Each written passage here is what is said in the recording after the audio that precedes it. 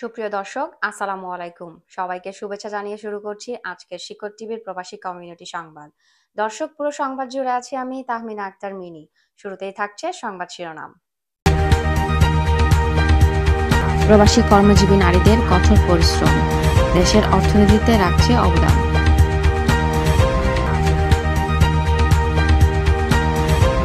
দর্শক, এবারে থাকছে বিস্তারিত সংবাদ। প্রবাসী কর্মজীবী নারীদের কঠোর পরিশ্রম দেশের অর্থনীতিতে রাখছে অবদান। দর্শক, প্রবাসী কমিউনিটির বিস্তারিত সংবাদ জানাচ্ছেন সিনিয়র রিপোর্টার রিয়াজুল ইসলাম কাউসার। সংবাদ প্রেরণ ও ক্যামেরায় ছিলেন সাইফুল ইসলাম মোল্লা, ইতালি প্রতিনিধি। সাম্যের গান গাই, আমার চক্ষে পুরুষ রমণী কোনো ভেদাভেদ নাই। বিশ্বে যা কিছু মহান, সৃষ্টি চির কল্যাণকর। অর্ধেক তার করিয়াছে নারী, অর্ধেক তার নর। কাজী নজরুল ইসলামের নারী কবিতার অনুপ্রেরণায় হয়তো প্রবাসী নারীরা হয়েছে কর্মজীবী। বিশ্বের বিভিন্ন দেশের প্রবাসী নারীদের মতো ইতালি প্রবাসী নারীরাও পুরুষের পাশাপাশি রেমিটেন্স যোদ্ধা হিসেবে দেশের অর্থনৈতিক উন্নয়নে রাখছেন অবদান।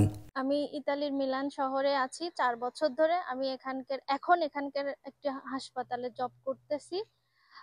আমি চাই প্রত্যেকটা নারী তাদের নিজেদের অবস্থান শক্ত করুক, তাদের পরিবারের ভূমিকা রাখুক, পাশাপাশি দেশের অর্থনীতিতে তারা তাদের নিজেদের ভূমিকা শক্তভাবে মজবুত করুক। বাংলাদেশের অর্থনৈতিক উন্নয়নের লক্ষ্যে প্রবাসী কর্মজীবী নারীরা কর্মক্ষেত্রে কঠোর পরিশ্রম করে রাখছেন অবদান। আমি একজন উদ্যোক্তা হয়েছি এবং আমি স্বামী সংসার এদেরকে সময় দিয়েও এর পাশাপাশি একজন উদ্যোক্তা হয়েছি শুধুমাত্র বাংলাদেশের উন্নয়নের জন্য। কেউ হয়েছেন উদ্যোক্তা, করছেন নিজ ব্যবসায়িক প্রতিষ্ঠানে পরিচালনা। দীর্ঘদিন ধরে ইতালির তোরিনোতে আছি এবং আমি এবং আমার স্বামী দুজনে মিলে আমরা আমাদের নিজেদের ব্যবসা প্রতিষ্ঠান চালাচ্ছি।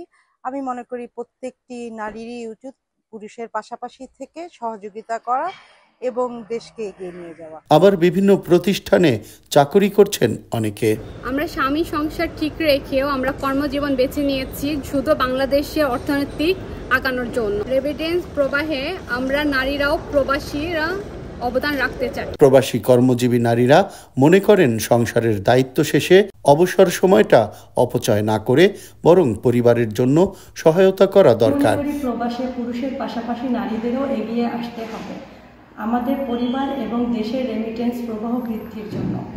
প্রবাসের মাটিতে আমিও একজন সচেতন রেমিটেন্স যোদ্ধা হিসেবে কাজ করে যাচ্ছি। এতে করে নিজে যেমন আত্মপ্রত্যয়ী হওয়া যায়, এছাড়াও দেশের রেমিটেন্স প্রবাহ বেগবান করতে সরাসরি ভূমিকা রাখাটাও গর্বের।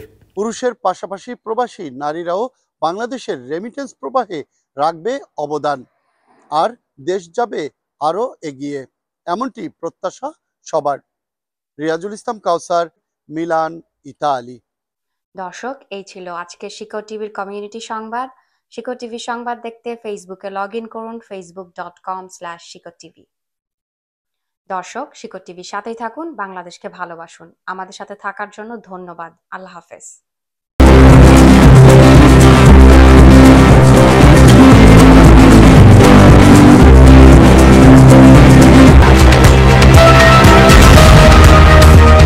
শিকড় টিভি।